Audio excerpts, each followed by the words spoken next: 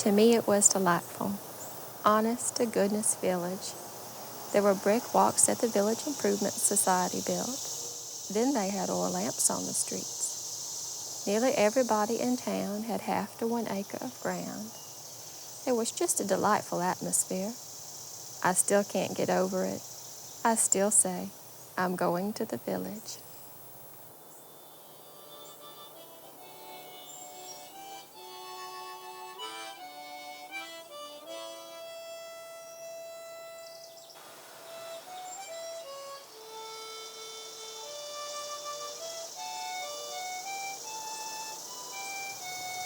Everyone in Falls Church used to have a front porch.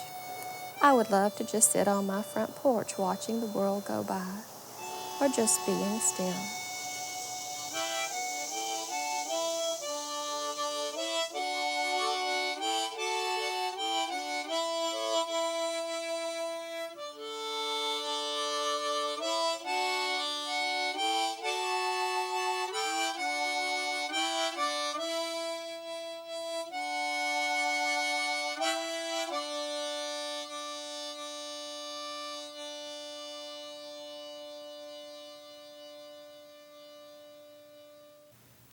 Hi, I'm Mark Coupard. I'm an architect with Hemphill and Coupard Architects and Builders in the City of Falls Church.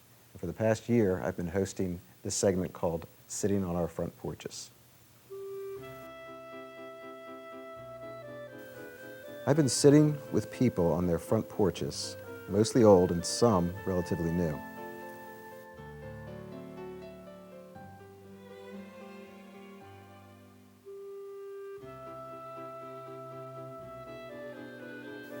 Today, we're going to look at a variety of Falls Church front porches, mostly from the past.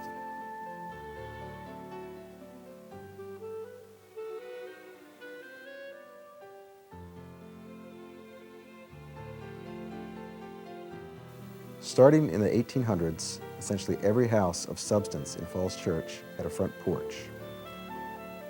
The porch was a critical part of life at home, just as the kitchen, bedroom, and living room, porches served a role in everyday life.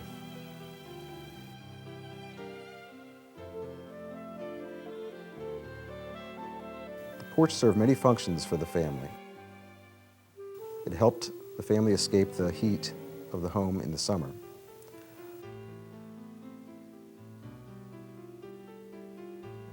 A porch serves as a comfortable buffer between the outdoor and indoor environment. It allows one to enter a place that is part of the house prior to entering the house itself, providing a transition between inside and out.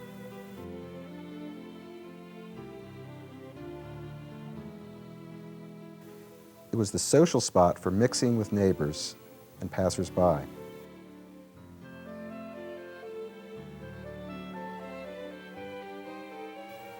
A porch was the informal gathering place where you didn't have to worry about getting something dirty.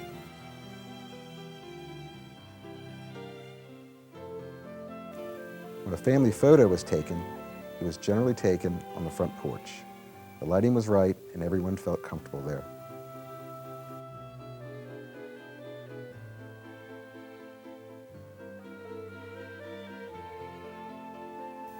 Not only did homes have front porches, but businesses had them too. Hardware stores, taverns, post offices, and general stores. Old stories abound about the meetings and the makeshift musical events that would occur on the front porches of businesses around Falls Church.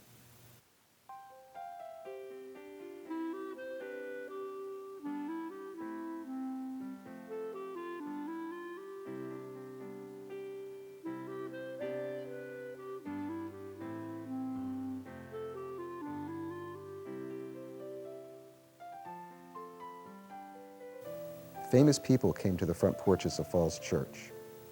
James Thurber loved his front porch on North Maple Avenue.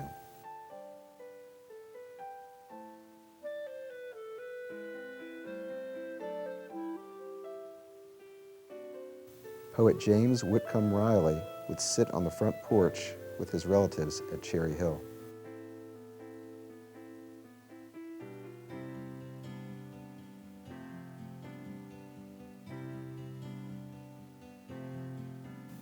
President Taft spoke from the front porch of the home now used as Pearson's Funeral Home on North Washington Street.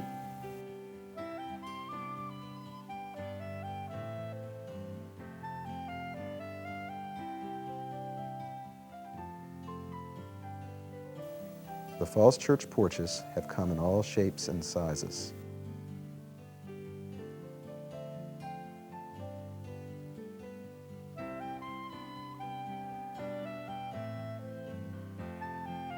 Most porches extend only along the front of the home.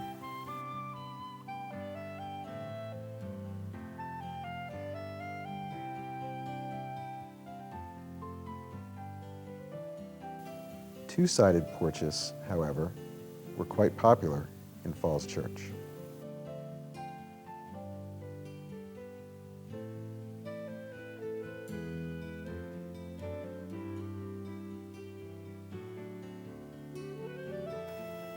The three-sided wraparound porches were reserved for some of the finest homes.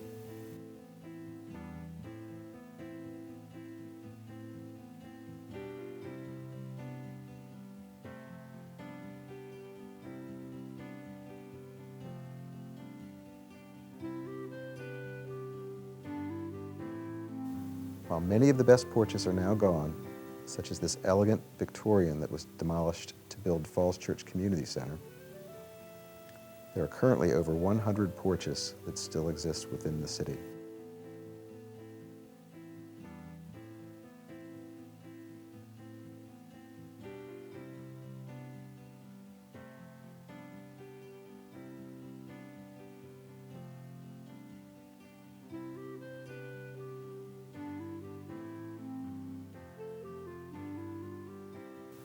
We at Going to the Village are hoping that number will increase.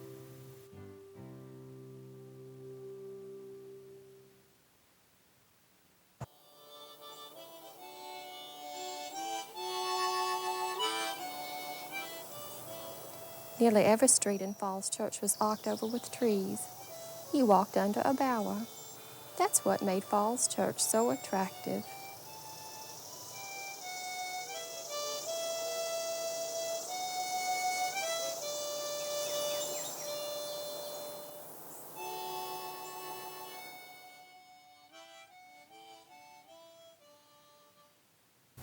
Well, hey, Barbara. Hi, Dave. So, we're Nice here to day in February. Oh, January. Last day of January. Last day of January, that's right. And it is, feels like Southern California today. Yeah, very nice in the sun. And we're right next to a great tree. What kind is this? This is Eastern Red Cedar. Now, is it a real cedar or is it juniperus? Juniper. Juniperus, Juniper. yeah, but they call it cedar, but it's not a real cedar. It's one of these things I'll never understand why they call a tree something that it isn't. But we're in a special place here, too. Yes, this is a piece of property that is the newest piece of property in Falls Church City Rolls. You mean that the city of Falls Church, the government purchased? That's correct. Well, I've come here for 12 years. I always thought this was a park. It's called Big Chimney Park. I always thought this was public park. Well, it is, and the city was using it, but it's part of the Podolnik property. So all these years I came and just trespassed over here. I could have been arrested. Well, the city maintained it, I know, but I think it was an absentee landlord. absentee landlord, and it was owned by the Podolnik estate. And Right. so the city purchased the building on Broad, but few people know that the property It's extended contiguous, across right. Annandale and into what we thought of as Big Chimneys Park. Right, so the Podolnik property preceded Annandale Road, West Annandale Road. Oh. And so now we are truly standing on a city park? Yes. The city owns it? Yes, it's now Good. official. Now, this is called Big Chimney. Why is that? Because Big Chimneys is the first building in Falls Church that's reputed to have been here since 1699. Oh, it's older than my shoes. It was the first settlement, first building at the settlement. And this is called Big Chimneys Park, but essentially the building is believed to have been really where the bowling alley is now. So another thing that isn't as it seems. Yes. This isn't, it's called a cedar, but it's not a cedar. This is called Big Chimneys Park, but Big Chimneys Park was wasn't over here. there. It was over there. Yeah. Exactly. Well, nothing's as it always seems in Falls Church, is it? That's kind of interesting. Well, Juniperus Virginiana. virginiana, Eastern Red Cedar. Yes, it appears everywhere in the world though. It's a very But particularly in widely Virginia. planted, but yes. particularly in Yes, Virginia. on the Piedmont, and I think it goes as far north as Nova Scotia. Yeah. Well, I notice them all over the place. They seem to grow quite easily. Yes. Why is that? Well, the birds, they go in droppings, and they have a stratified seed, and what'll happen birds is do, or the seed the does? seed The Eastern Red of the Cedar, yeah. right, and the seed. I guess it's the cedar waxwing, the robin, the thrush, all like the berries that are on the It's like a the purplish juniper. berry. It's a bluish purple, Blue. right? And they like it very much. And of course, when they their droppings are left on stones and stuff. This is one of the few trees that will germinate. As the rain hits the stone, the seed will slide down generally under a rock or something, which keeps it moist enough and cool enough and protected enough. And it doesn't take much for this thing to sprout and become established. And that's why when you see open fields, you'll see a lot of these, especially in Northern Virginia. When you drive out to Leesburg, Percival, you'll You see don't a have lot to of just go down to the 495 Right. 495 and Right. 50 interchange.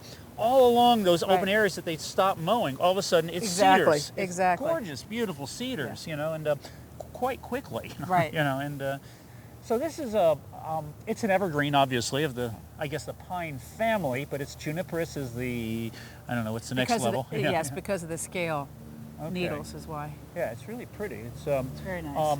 and Very the- fragrant. but it's not a cedar. Okay. No. Now, Eastern Red Cedar, the wood is pretty famous. Yes, it's used for cabinets, and they use the oil. The cedar oil is used pretty extensively for a lot of aromatics. Well, isn't this what they put especially in cleaning and closets stuff. also, Mhm. like to keep the moths Exactly, away or exactly. bugs of some kind? And the wood's used for fencing, as it doesn't rot. It's a great tree. Well, they It's grow very along. straight. They It's very grow straight. along fence lines, so maybe you don't have to even build a fence. Just grow the tree. No, I'm not recommending that at all. Yeah, they were supposed to be really good windbreaks. Yeah, they're really straight. That's Yes. one very straight trunk, and it's a difficult situation this grew in right here. Under a tulip tree to the right, and I can't tell what lot that of is over there. trees. It's some A kind lot of of oak trees tree on over the other side. And it's really making its way straight up toward the sky, even though there's branches in the way. Yeah, it's very unusual for that. Most of the time you'll see a tree contort Yeah. to where the light is.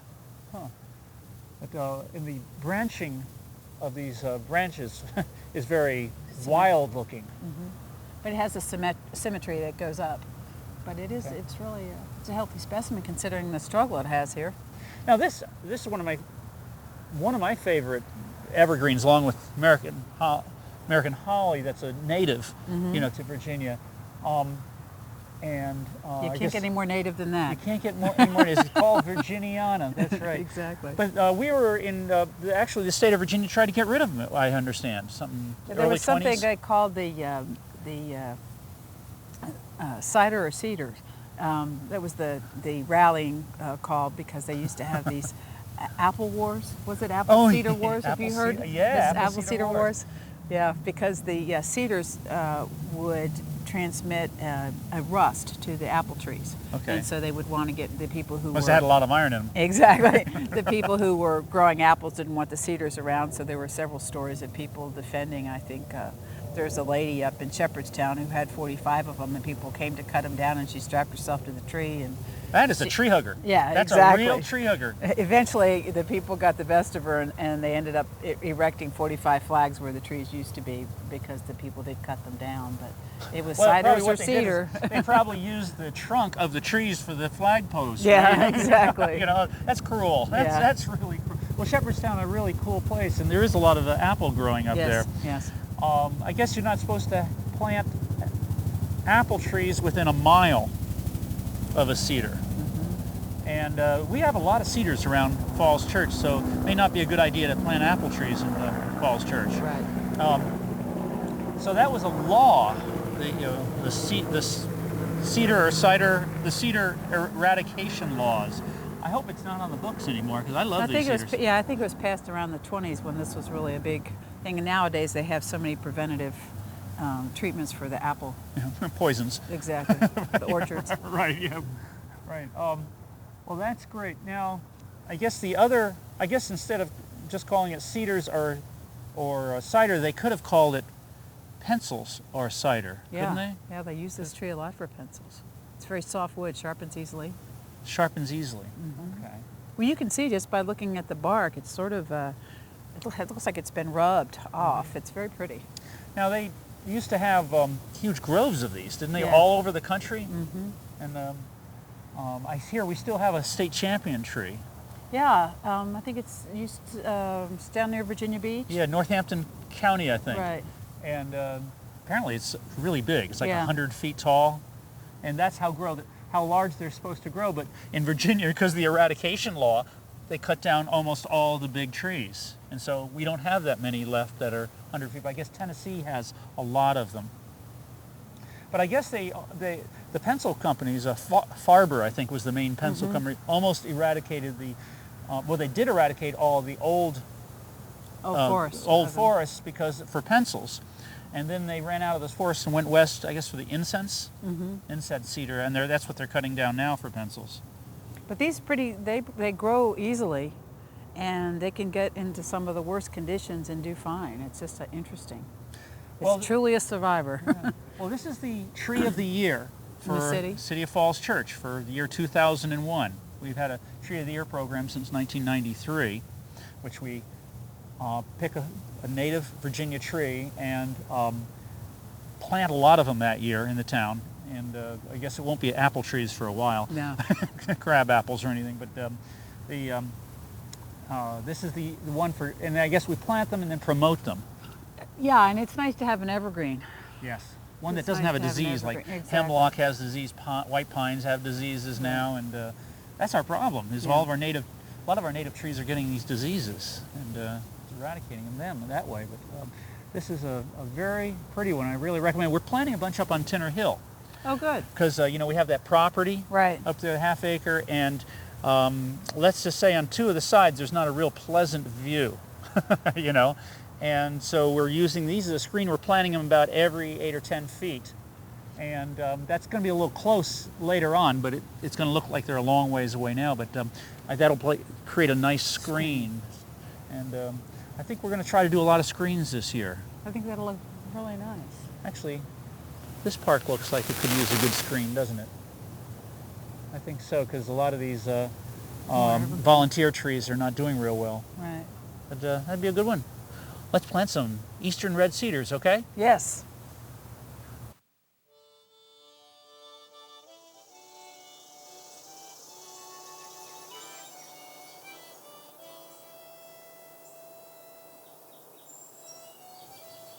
Uncle George used to take me down to Mankin's Notions and Dry Goods, a corner store at Broad in Washington, where the office building is now. She always had candy, which was something we couldn't have at home. It was a great treat for me to go to Mrs. Mankin's store and have those marvelous penny candies. Uncle George used to carry me down to the store and get them for me. Mother didn't approve, but he did it just the same. I enjoyed it.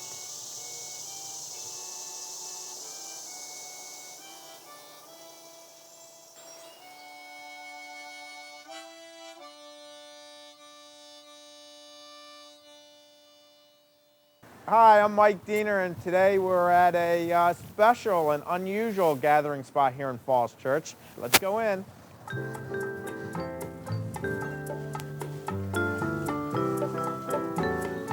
Hi, I'm Mike Diener. Hi. Be the manager, the owner? The manager.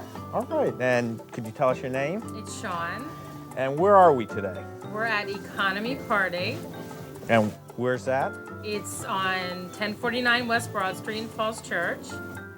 And we noticed the beautiful signs outside, and just looks like a wonderful and unusual gathering spot. What kind of people do you have that come here? We have all types. We have children, we have adults, we have just a lot of people having different kind of parties. Yeah? Adults that... Costumes and... Well, would you like to show me around? Sure. Have a lot of balloons too. How come you got more giants than ravens? Actually, the colors are just very similar. Oh, okay. I thought the same thing, but it's definitely happened there. Well, we have lots of different floral themes that, when people are having different kind of parties, they can use. If you want to come over here. Lots of beautiful different, very nice things. If you want to look at that, That's for the older people. No, it's for general entertaining, and it's a nice way because instead of having to wash your dishes, you can just throw all this stuff away, and it almost looks like real dishes. So very nice. We're going into obviously Super Bowl time, so we have a little setup for Super Bowl with all your nice little Mylar balloons. Obviously, Ravens are going a little bit better than the others, the Giants. And we're close to Valentine's Day. Close to Valentine's Day. We sell luau year round, so we keep that up. We're starting to put up St. Patrick's Day. Here's our favorite dining ware. And we do have, right here, we have the Valentine's Day set up with all the beautiful little balloons that you can get, and we deliver. So it's great if you have somebody you want to send a bouquet to for Valentine's. So how come the age balloons are in black? I've got one of those 3 coming up, the 30, 40, or 50. Can you guess which one I am? 40. 30. I just look old. No, I'm kidding. 40. You got it. You have a lot of... Whoops, I'm sorry. This is where the Falls Church finest come to be uniformed. Sorry. More party goods for adults, more of the adult birthday. And we go into the kids' patterns where there's probably about 60 different things to choose from now. And now I hear there's, you've got another where adults can play as kids, or I guess kids can dress up as adults, a whole costume. Yeah, sure. Yeah, I'd love to. Do we follow the arrows? Is that the... Follow the arrows and be careful with that. And of course, you have to miss this. We still carry Beanie Babies. Whoa, those aren't... Hot item. And Beanie Kids. And Beanie Kids. So now how long have you been in Falls Church? We have been in Falls Church as a party store for about 12 years. And then also, just to point out too, we carry a ton of wedding items. This is just a small section of it, but that's a huge business. So for any of those getting married. So now what, you have all ages come, you get a lot of kids hanging out here? I bet you get a lot of kids hanging out down here. Yes, especially after school. So what was the big seller this past Halloween? Nothing. Nothing? Everything sold. There was no big. Oh, it was even? It was How about the Al Gore versus George W. Bush? Frankly, Al Gore and George W. Bush did not sell this Halloween at all. It was a bad political mass season, you could say. Normally, who is this? That's Hillary Clinton. Ah, I guess But if you want to come over here, you can look at them all. They're all sitting here still. We got Clinton, Bush, and Gore, and we even have what was used as Monica last year out, even though, frankly, does not look like her. Actually, it's her. So all the masks, and then costumes. Costumes. Normally, of course, this is sold down a little just because it's off season, but we keep a variety of wigs back here. These are all this usually full. You know, all the different wigs and stuff like that are year round. And then we go into another hat room. You want to go in there? Yeah. We carry a lot of hats for different things for schools and stuff. That was modeled after me. Oh, really? Yeah, they got that mold from me. I'll show you my my all-time favorite. Okay. Simpson. Okay. The only problem is Can't see. my wife doesn't allow me to watch The Simpsons, so You have children? I sneak it. Yeah, I have it. And this is just a rental room. This is year-round also, so people, you know, we have different things from colonial up to Elvis. What's your favorite? What did you dress up for as Halloween? I was a witch. Very simple, classic. I was a good witch. A good witch? A good witch. You have adults that want to be children, or children that want to be Definitely. adults? Some of the adults act like children sometimes, but that's okay. Is it all right if I try Sure. on? This is, before I started losing my hair, this is how my hair looked.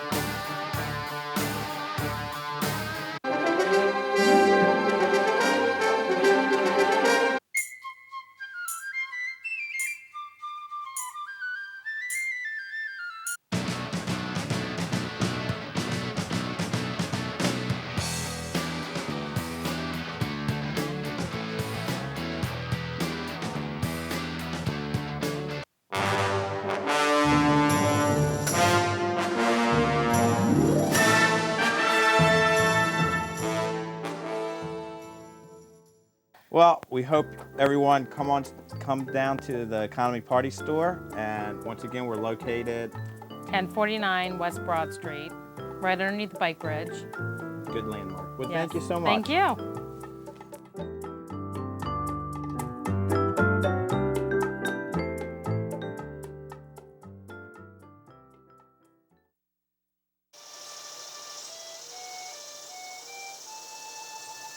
I loved going to the village. Everybody knew everybody. I would say, "Hello, Mrs. Brown," or "Hello, Mr. Hawkshurst," and they would all know me and my kin.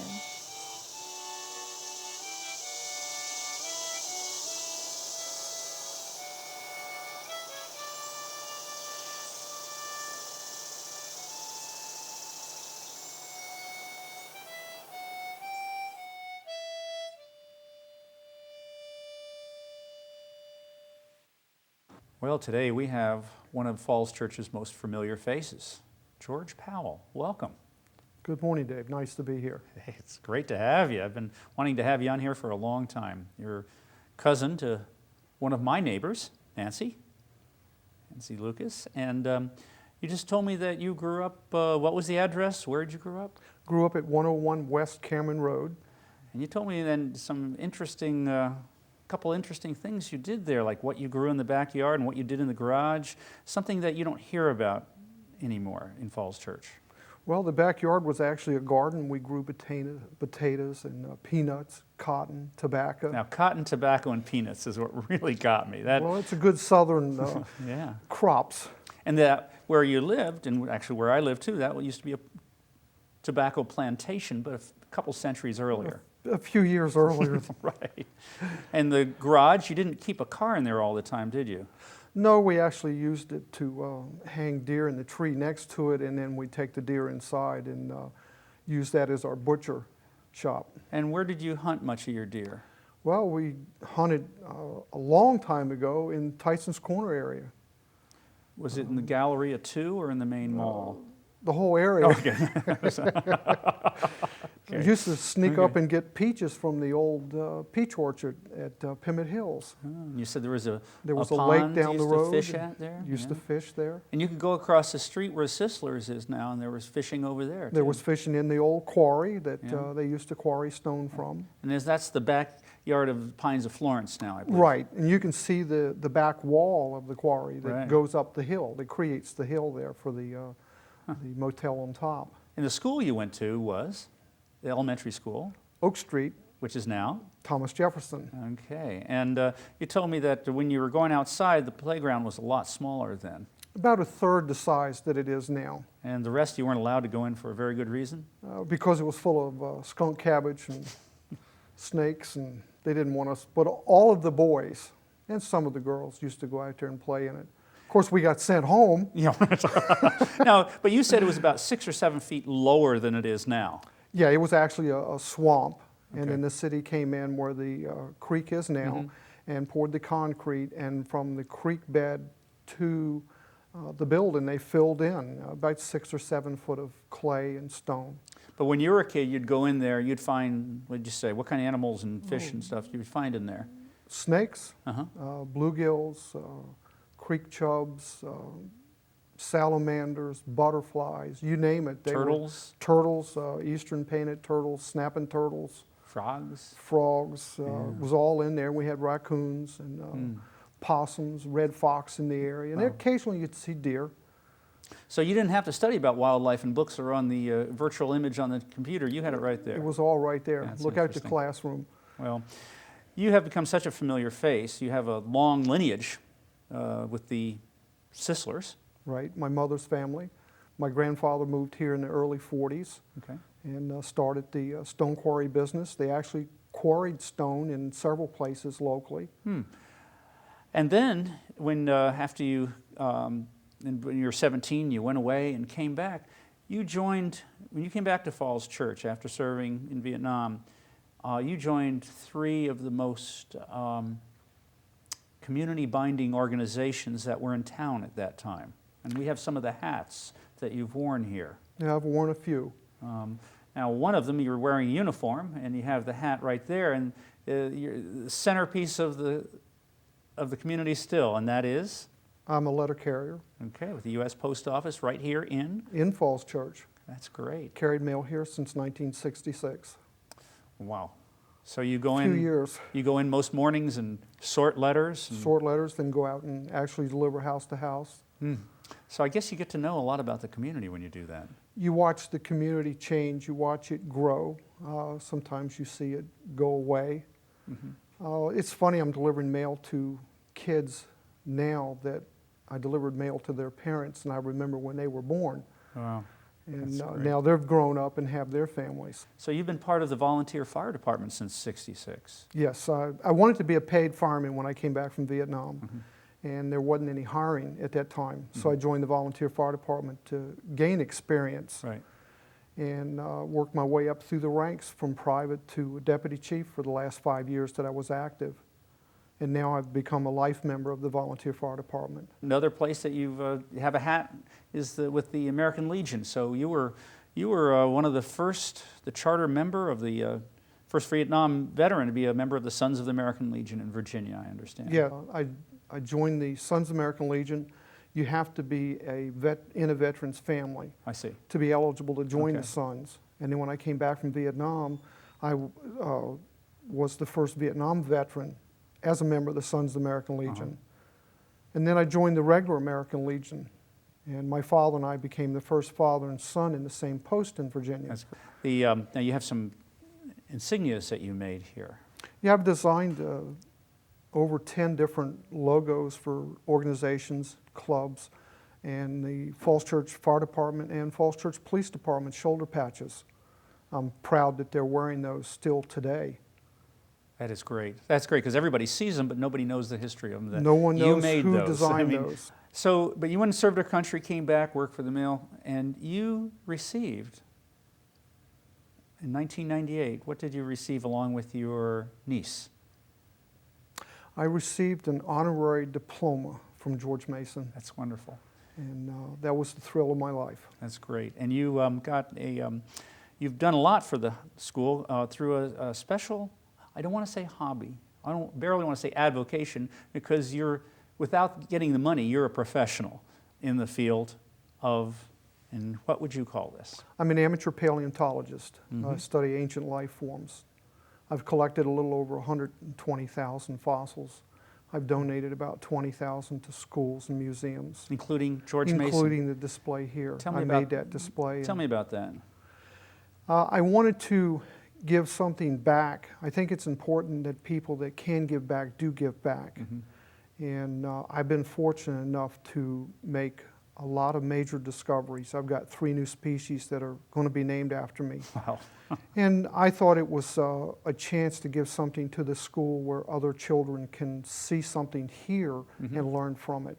Well, Mr. Powell, thank you for being on here because you have really contributed to the community. You're practically the community, and a lot of people have moved in here recently and don't realize the level of commitment and contributions people have made over the last many decades, and don't see it because of all the changes that occur, that how solid our base is here in Falls Church, and it's people like you who have made it. Well, I'm proud Thank to you. be part of it. Thank you, Dave. Thank you, George. Thank you.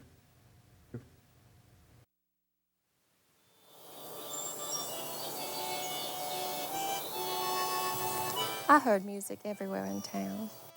A lot of folks had pianos and other instruments in their homes, and I could just walk up and down the street and hear people playing pianos and violins and singing. Some fellows were always sitting on the front steps of the stores down by the crossroads playing harmonica. Of course, there was music at church on Sundays and Wednesdays. A band always played at town picnics. One of my favorite things was dances at the Oddfellows Hall.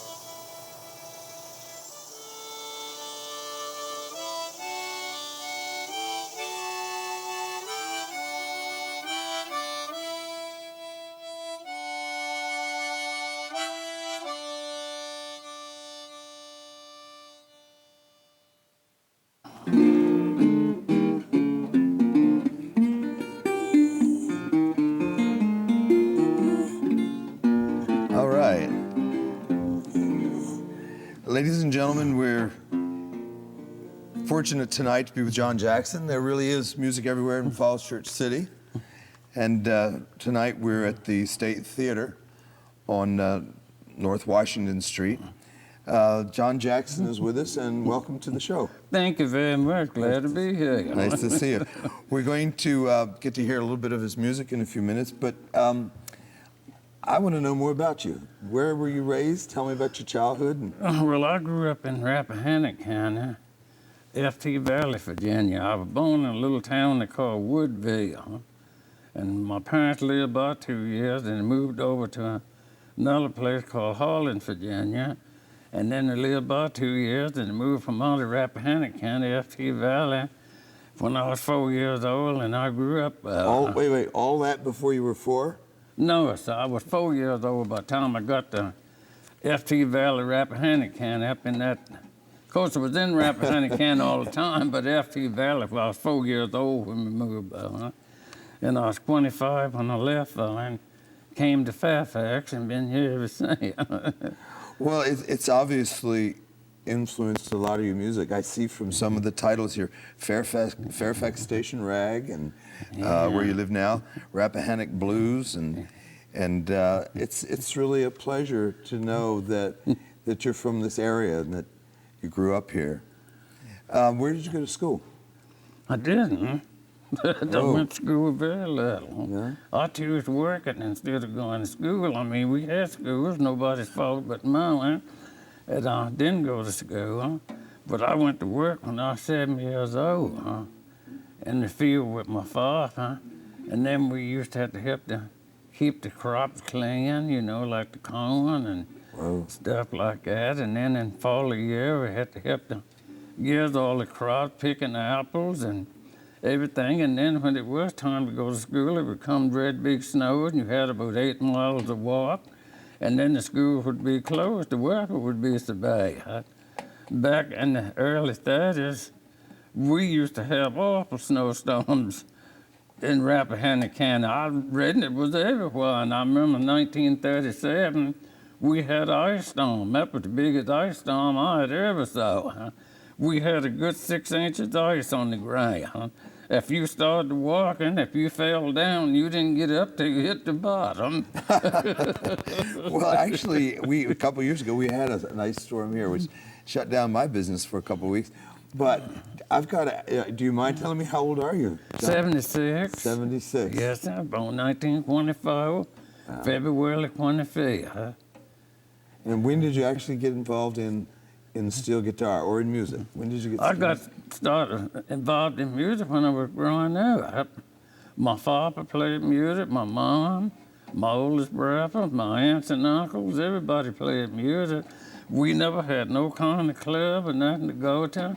And we played music and sang songs until bedtime, mostly like one night a week and every weekend. That's what we did, was playing music and dancing. Wow. And things like that. Now and then somebody would want to play a game of horseshoes, a checker game or something like that.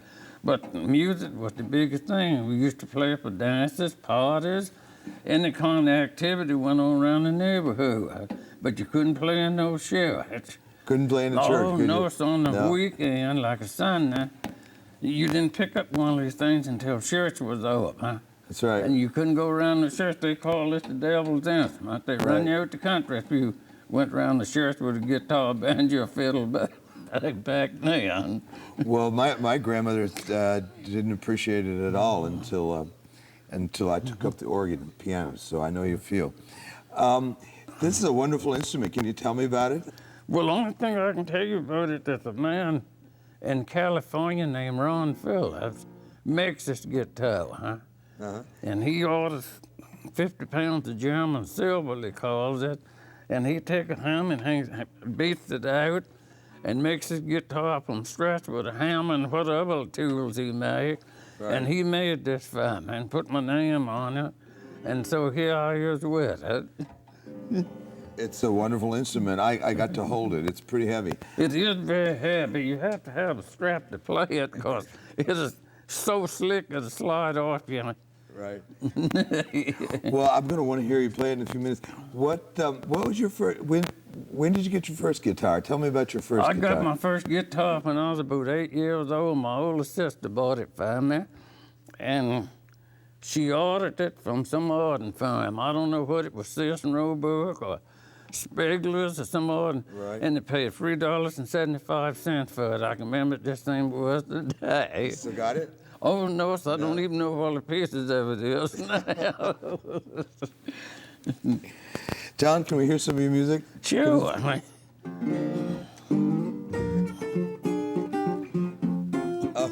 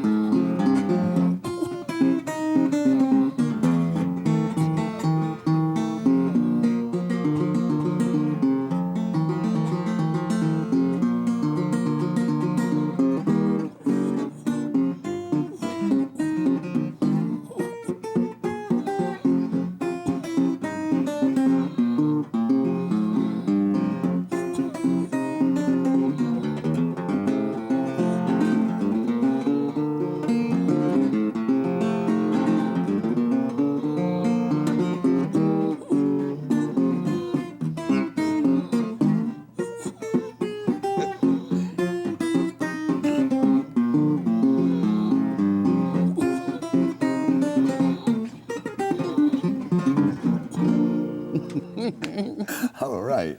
Thanks very much. It's a shame, actually. That's a rag, right? Fairfax rag. That yes. is Fairfax rag, named for the Fairfax station right here in beautiful Virginia. Tell me, what makes it? I know it's an early type of jazz, isn't it? Isn't a rag Well, I really don't know. like? Well, that's what your jazz music comes from, ragtime. Right, exactly. Most people use these ragtime for dancing and things like that. Come from themselves dancing. Most of them didn't have singing anything to them. Was just instrumental. Huh? What comes after rags? I mean, what is it? What's the next step? Do we go into Well, you can blues, which is your special folk music.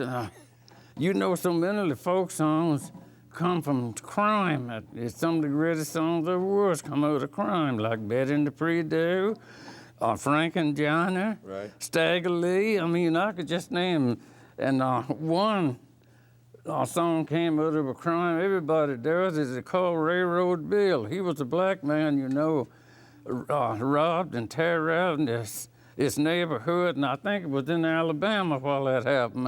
Can I hear a little bit of it? Railroad Bill, yes.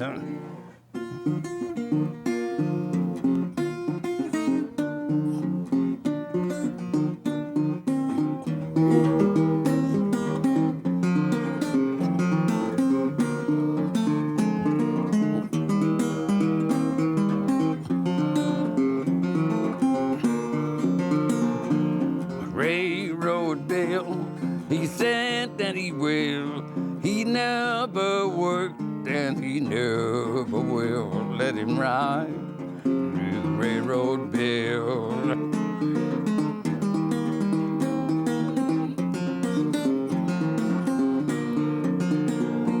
Railroad Bill, he rode out west.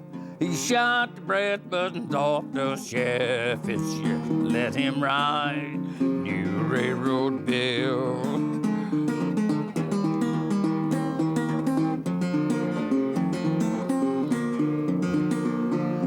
Vito McKinley, he shot so fine. He shot 9 holes to a silver dime. Let him ride, new Railroad Bill. That's enough. You want more? I'll keep going.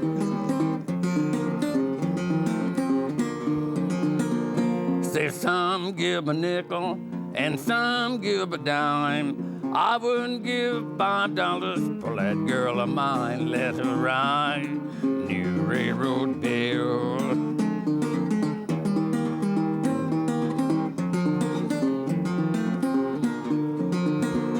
A cemetery burger, cemetery hack, gonna take old Kelly to the graveyard, ain't gonna bring him back. Let him ride, new Railroad Bill.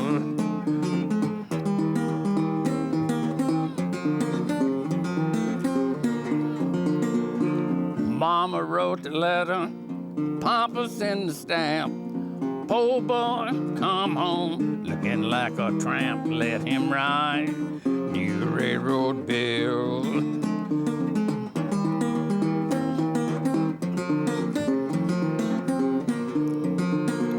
State Railroad Bill, he said that he will. He never worked and he never will. Let him ride New Railroad Bill.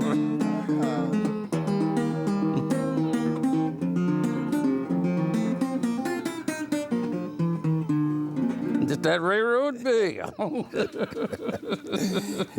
Thanks, John. You're more than welcome. Appreciate that. Well, I appreciate you coming to our store, too. You created quite a hit. Well, thank you. Yeah, I mean it. Yeah.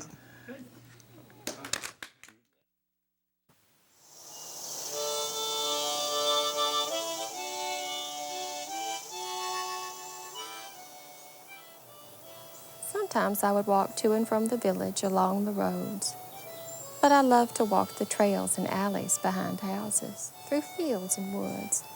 It just seemed more special.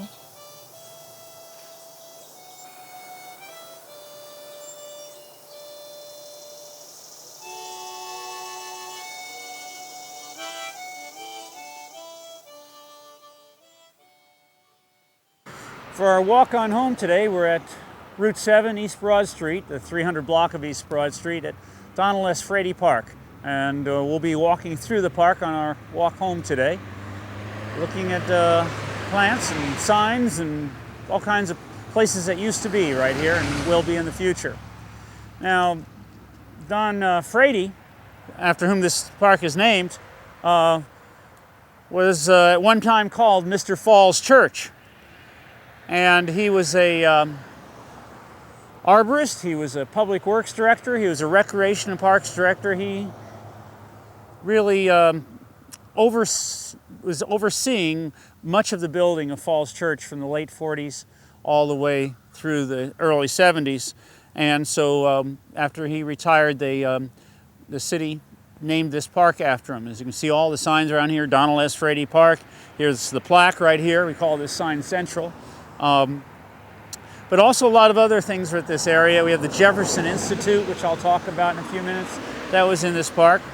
And this park is adopted by the Lions Club of Falls Church. And as you can see from this unusual sign, it says "Ad spot," which means adopt a spot, but it's one of those things that really gets your attention. Let's walk on down into Frady Park, and we'll see what we can find here. Now, as we walk into the park, where all the signs are, you see it drops down quite a bit. We're at near the top of a hill. Actually, it's called Winter Hill, named after a inn that was up here, owned by James Wren. There's some townhouses named Winter Hill, but they're nowhere near this.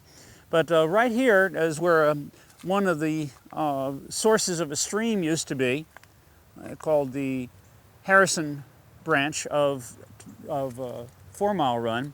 And so there's a recession right here. And where that recession is, the arborist planted a beautiful wildflower garden here.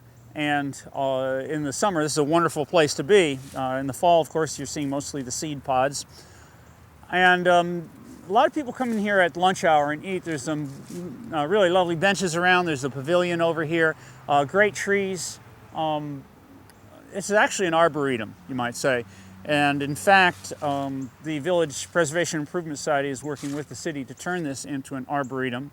And in a few minutes, we'll go see why this park was particularly chosen. There's a lot of trails that come into this park. One starts over by the now famous Proctor House, and one starts by Sign Central and comes together right at this wildflower garden.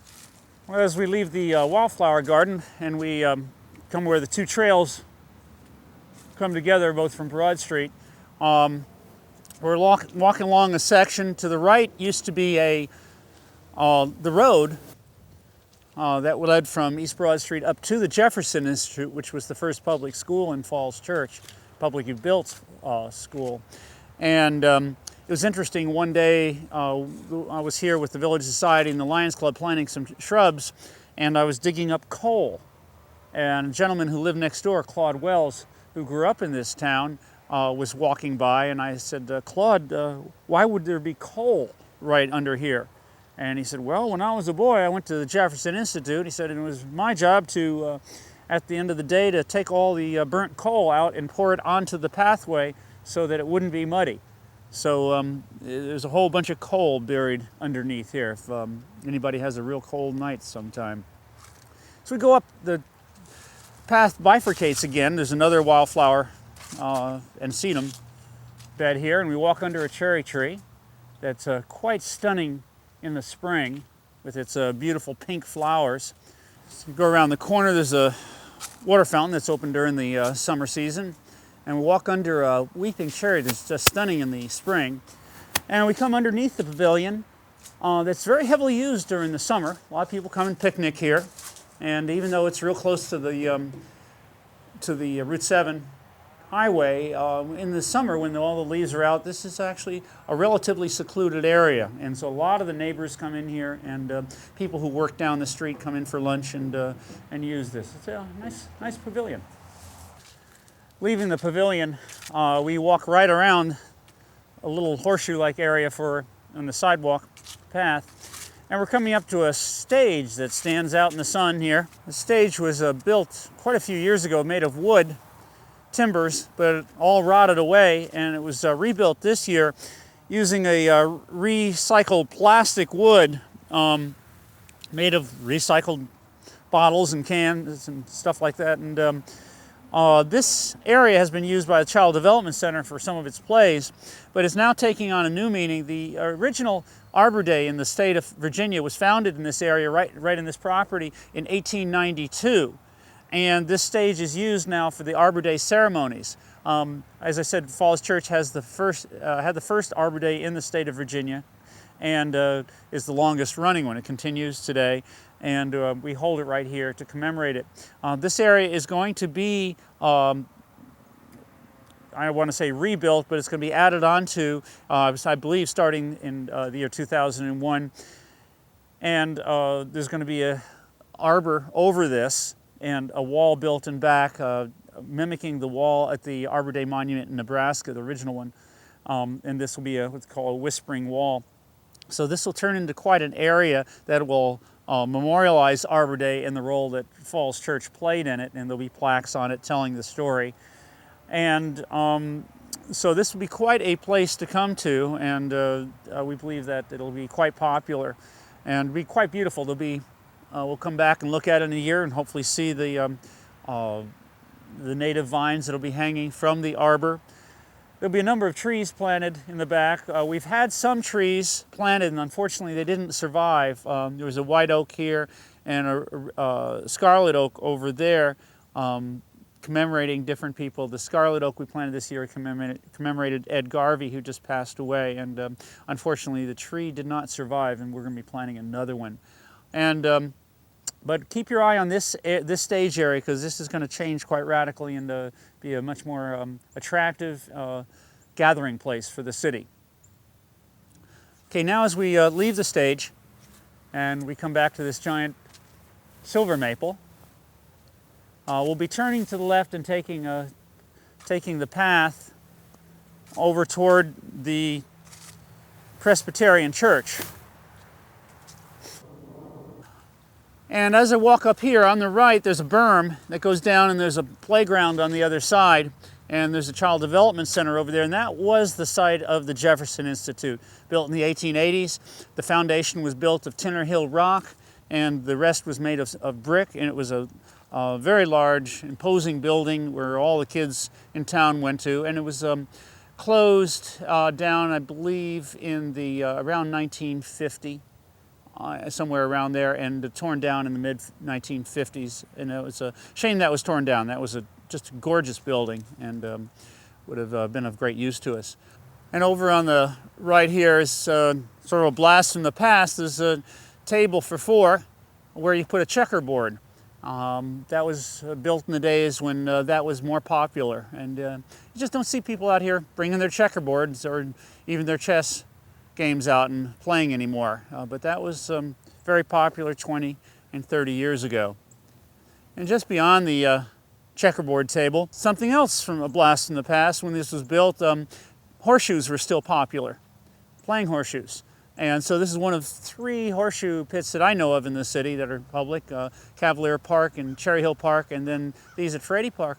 These were very popular when they built this, but now they just go unused, very, very rarely used anymore. People growing up really don't even know anything about horses or horseshoes, so like I said, it just lies fallow. Now, over on the left, is one of the many benches in town in this park, and it used to be a beautiful place because there was a beautiful tree right here that had to be cut down because it was just recently, because it was a hazard tree. Just a lot of different kinds of trees. Well, we have trees all around us. The cherry tree on the left, cherry tree on the right. We've got sassafras up there, and some baby ones next to it, next to the pine trees. Have a big huge ash tree, green ash tree, and then we're passing under a brightly colored sweet gum. And we have our friendly neighbors looking at the leaves. And coming up on the right here, we have the only specimen I know of in the city of a smoke tree, American smoke tree. It's a baby one, and it was just planted in the spring of 2000. And as we come to the end of the street, right by the beautiful Presbyterian church built of the pink granite from Tinner Brothers, we're right here, Frady Park, closed at dark.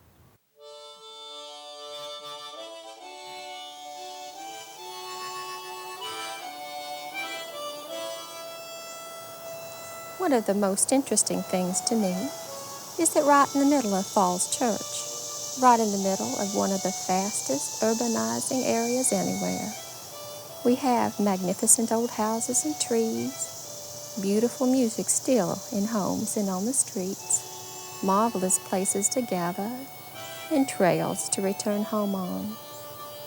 It makes me wonder why these wonderful qualities of village life remain here in Falls Church.